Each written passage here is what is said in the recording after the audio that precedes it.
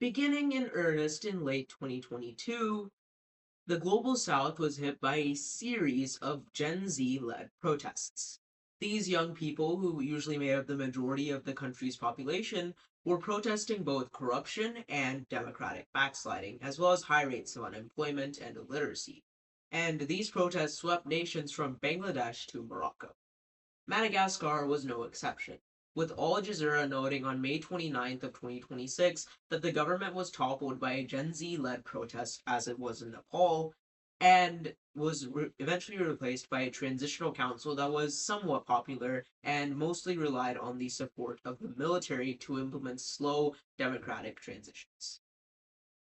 However, as Reuters News notes on May 25th of 2026, the government was recently destabilized by disturbing revelations of a coup attempt involving 13 individuals, including a high level army colonel and a French national and former service member.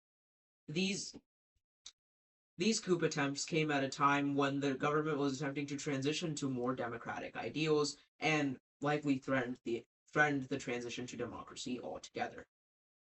It's one considering that Madagascar is likely more important to the world than most people realize, with large amounts of exports of vanilla, nickel, and more, as well as its presence near important African trade routes.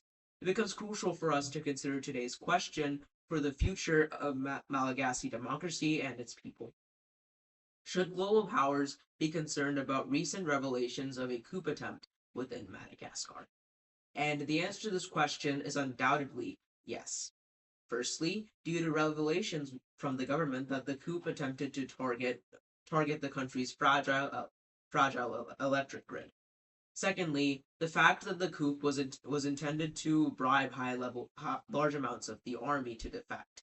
And lastly, because the coup attempt exposed a weakness between Malagasy-French relations. But first, Madagascar's electric grid was, as expected of a nation in the global south, not exactly the best in the world, facing frequent power outages and much more. However, as the elephant notes just 18 hours ago, most of these threats to the electric grid were primarily from economic stagnation, not because an armed group were attempting to sabotage it. However, as the BBC notes on May 15th of 2026, the government published credible messages in a WhatsApp group chat called the Council of Brave Citizens, I wish that's all we had to deal with instead of January 6th, that members of the coup were that plotters of the coup were planning on capturing large portions of the country's electric grid to force blackouts and cause chaos within the nation so they could seize power. Therefore, because Madagascar's fragile economy relies on exports, which are in turn reliant on the nation's fragile electric grid, taking down the electric grid would have posed a significant threat to not only the livelihoods of the Malagasy people, but also to everyone who depends on their exports, particularly of vanilla. And and while Madagascar's army has historically been heavily involved in the government, as they are in most African nations, they have taken a bit of a back seat ever since the transitional government took over. However, as Anadolu Anjasi, a Turkish newspaper, notes on May 17th of 2026, the government possessed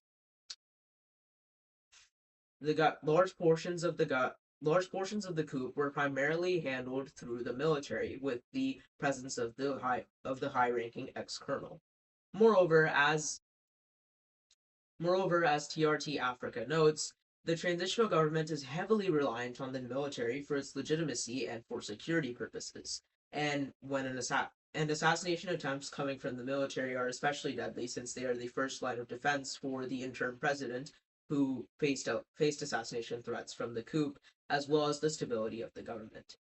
Therefore, had the coup been successful, the citizenry would have likely lost trust in their government and would have resorted to protests once again, further destabilizing the nation. And perhaps the most important part of all of this is the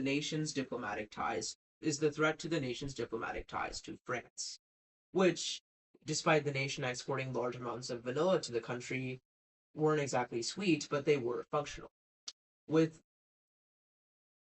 the Hindu noting on May 15th of 2026 that France and Madagascar maintained a functional relationship. France was France was Madagascar's second largest investor next to China, and also imported large amounts of the nation's vanilla um, and natural resources such as nickel and cobalt. However, as as Africa News notes on May 18th of 2026, due to the presence of a French national within the primary planners of the coup, the government has chosen to distance itself from France, expelling the nation's ambassador and denying French diplomats from seeing their French national held in prison by Madagascar. The government has also moved towards Russia, with RT noting just 17 hours ago that Madagascar's government has signed a new deal to import more weapons from Russia and further distancing itself from France due to the nation's involvement within the coup. Therefore, as Madagascar, a nation that has large amounts of metal and is by far the world's largest vanilla exporter, is moving away from France and more towards Russia, it indicates a rather significant geopolitical alignment that global power should certainly pay attention to. Taking a step back, while Madagascar's youth-led protests and the responses that came from it weren't exactly unique within the global south, Madagascar Madagascar's situation should particularly be paid attention to by major world powers for three key reasons.